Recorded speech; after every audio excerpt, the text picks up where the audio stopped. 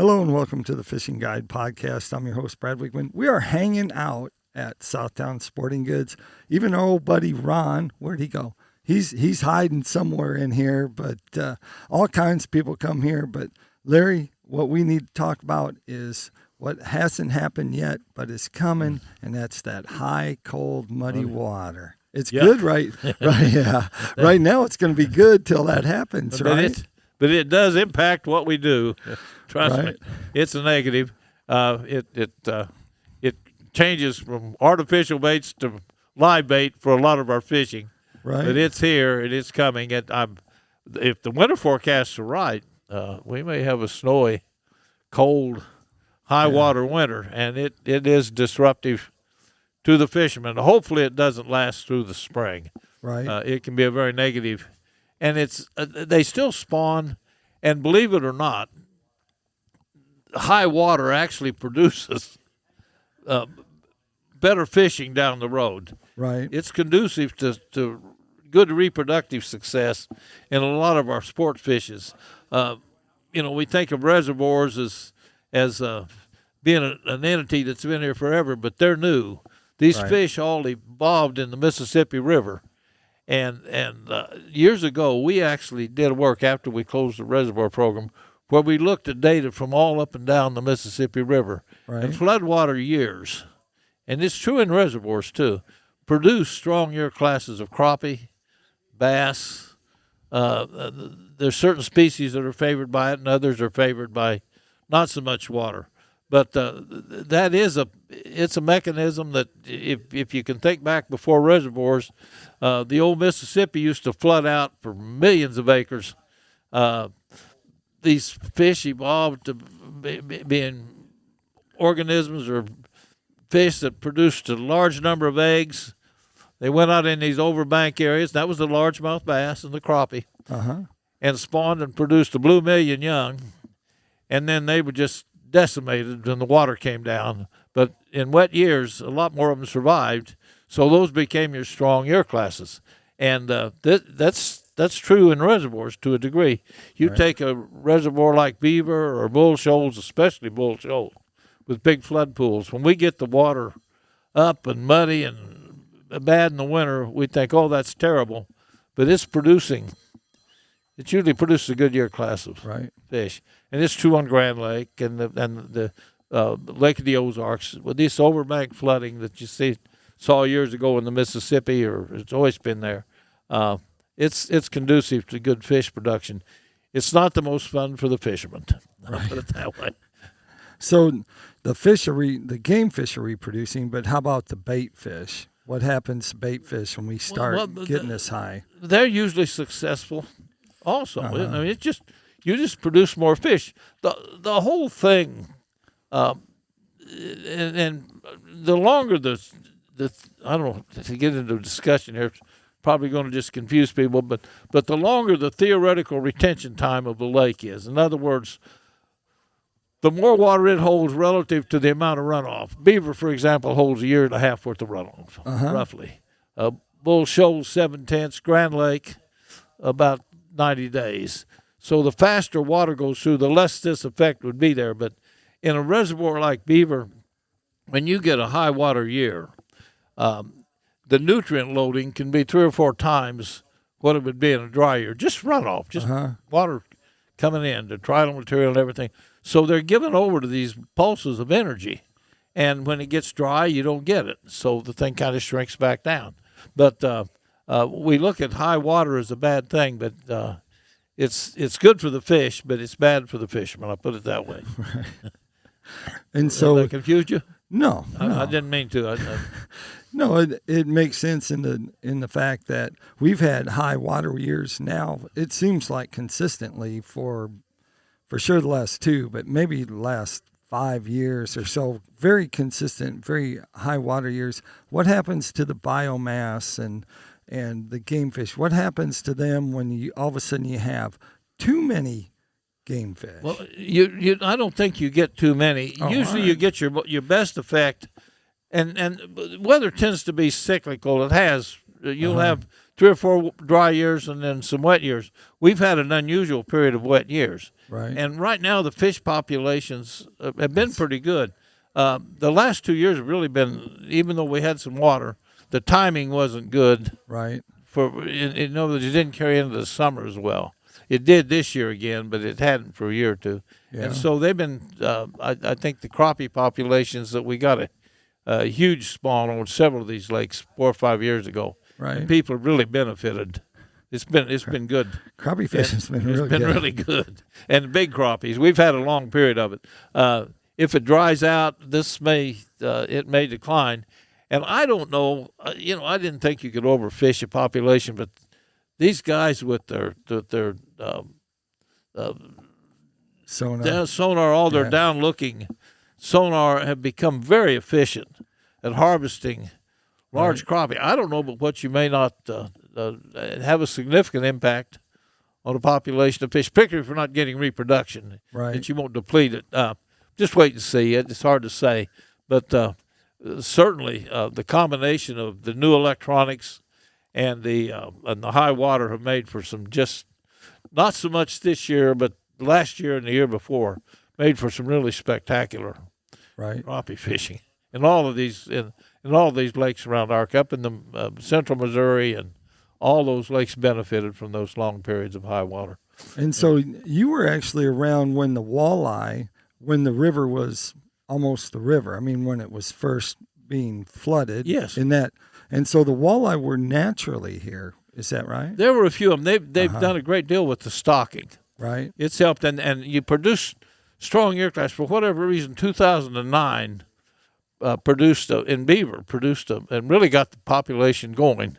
But since, and they still stock, and I think last year or the year before we probably had really good. It was a high water year, really good survival in the stock fish because there are a lot of sublegals right now being caught. Yes. And they'll grow into the population. If things go well and we get a lot of good spring runoff, this year the timing wasn't good. It was pretty dry early, and then we got the rain late. If you get that rain in the winter and you have good stream flows, in other words, if the rivers are running strong January, February, and March, we usually get pretty good recruitment. There'll be a lot of fish in the river. But this year it wasn't a good run. But they still maintain, they're still stocking. But stocking's kind of hit or miss. You have a good year, right, you can get tremendous survival, and then you have a bad year and you don't get much. That's just part of the game. So right now we're like a foot above conservation pool right now. Right. So we're kind of going into that, and anglers are looking at, when will it change? When will we get the water?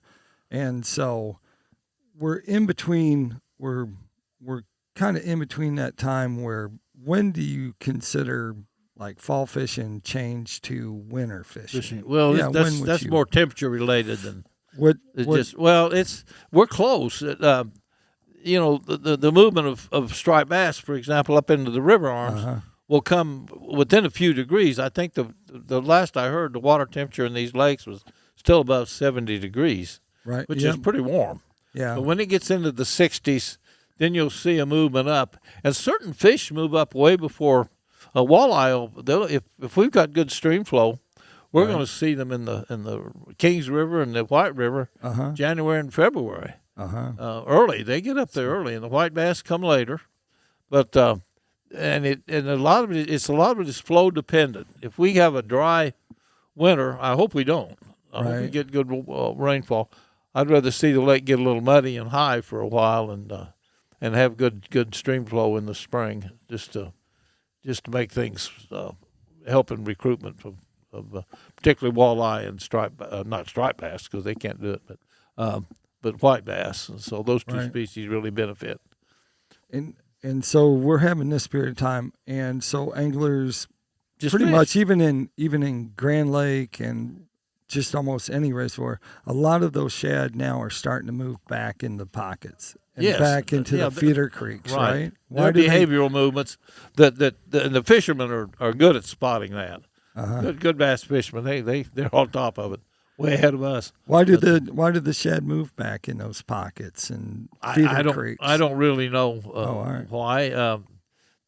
For whatever reason, they seem to. Then pretty soon they'll go deep. Right. Excuse me.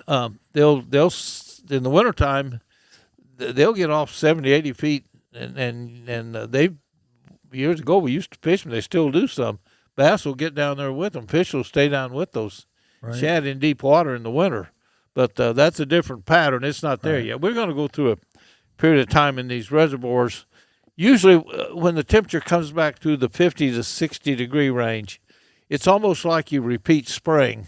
Right. There'll be a period of time, you've seen it for years, when they come on the banks. You'll have a spinnerbait run. You may have a crawdad crankbait type run, and it kind of goes backwards as it is in the spring. We haven't seen that yet. It's still just early, but we're on the cusp of it. We're within weeks of usually the latter part of October, the early part of November is when that hits, and it can be really fun if a person just likes to fish for bass to get out.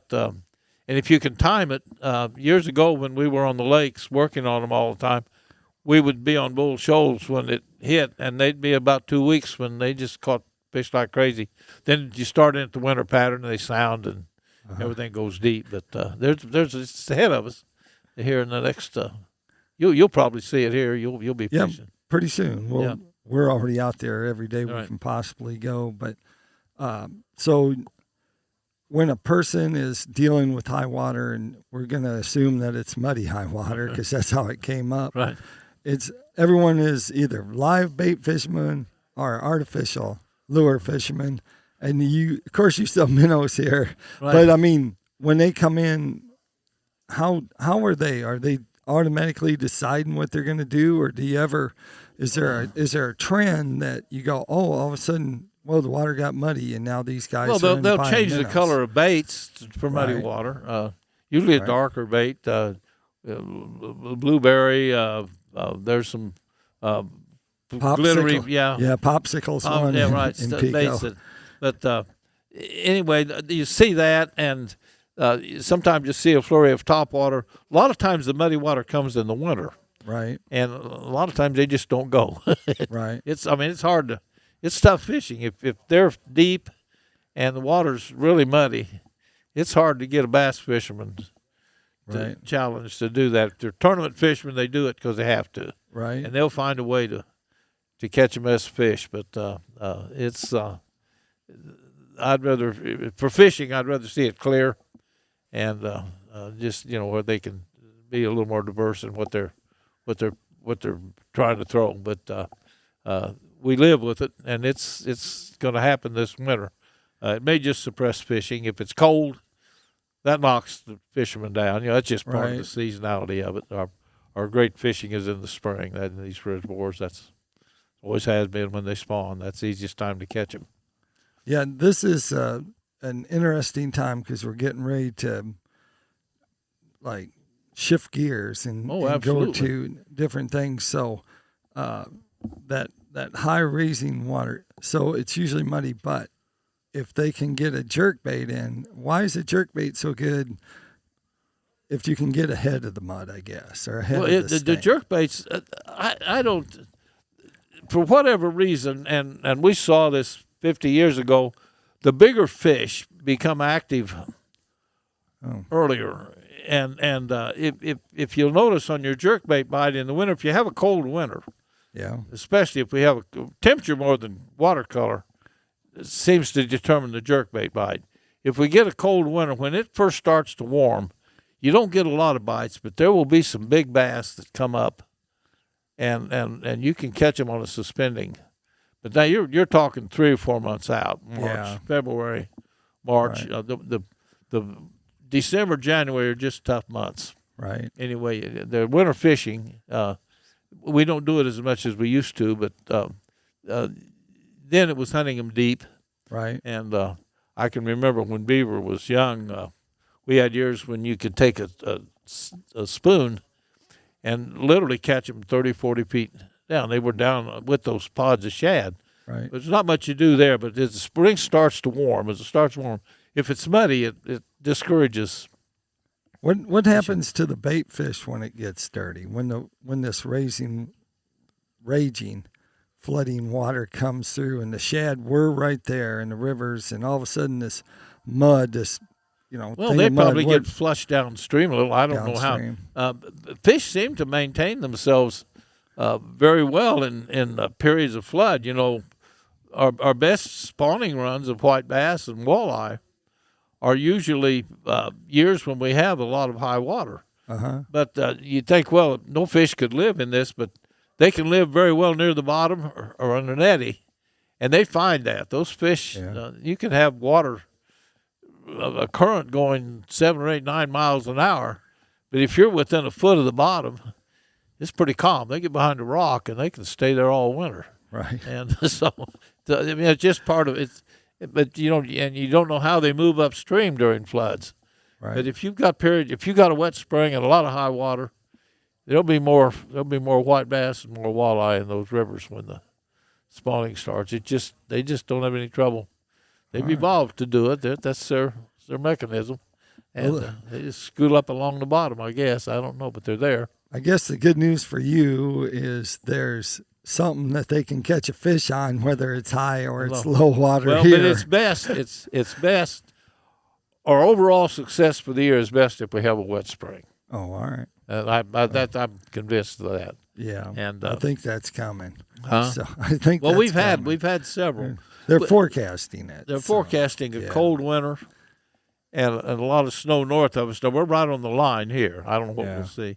The South's supposed to be pretty warm and dry. But we'll see. The northern plains, and if the forecast holds, that's right. We'll see. It's the only job where you can be wrong and keep your job. Yeah, that's right. That's right. You're right half the time. Well, sometimes.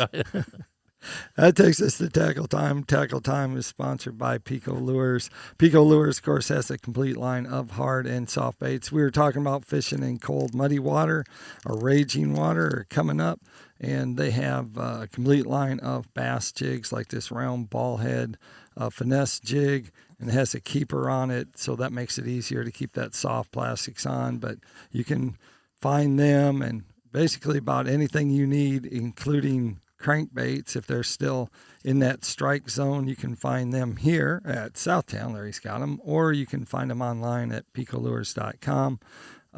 B&M Poles is also a sponsor of our show, and of course Larry has a couple of the poles here that B&M makes, and actually one for coming up. This is the one a lot of people are fishing for roamers. That's the crappie cast, the Godwin crappie cast, and Larry says it's super popular. It'd also popular. be a good walleye rod. Yeah, soft. Good. Yeah, soft tip. Soft tip. Yeah. And then he's got maybe spider rigging or long lining people will be using. And here in the middle is a crappie rod, if I can get it out. That's that one right there. That one. That's just a good light, not 11-foot pole. This is for the guy that wants to fish in Benton County when he's in Washington County. That's a 16. That's a 16-footer, and you can reach across the county line with that one. Yeah, and that's that one is very popular also with people that are catching Roman fish. Right. And so as long as we don't get that overly muddy water and silty water, people will be using that. You bet. Yep. So you can find them at bnmpoles.com. Larry, if they want to come by and talk to you about fishing or want to hang out and maybe find out some more stuff about fishing, where would they go? It's 4602 North College in Fayetteville, down the hill from the Northwest Arkansas Mall, just north of it and right next to Locomotion. All right, there you go. Lake Fayetteville's right here, Lake too. Fayetteville's right here, you forget. bet. Like some of the people stop on their way there, right? Buy minnows on the way. So we sell. We're the only bait store around anymore. That's a going away business. There you go. Like I always like to say, and like I end the show is make sure you keep your hook sharp and your lures in the water.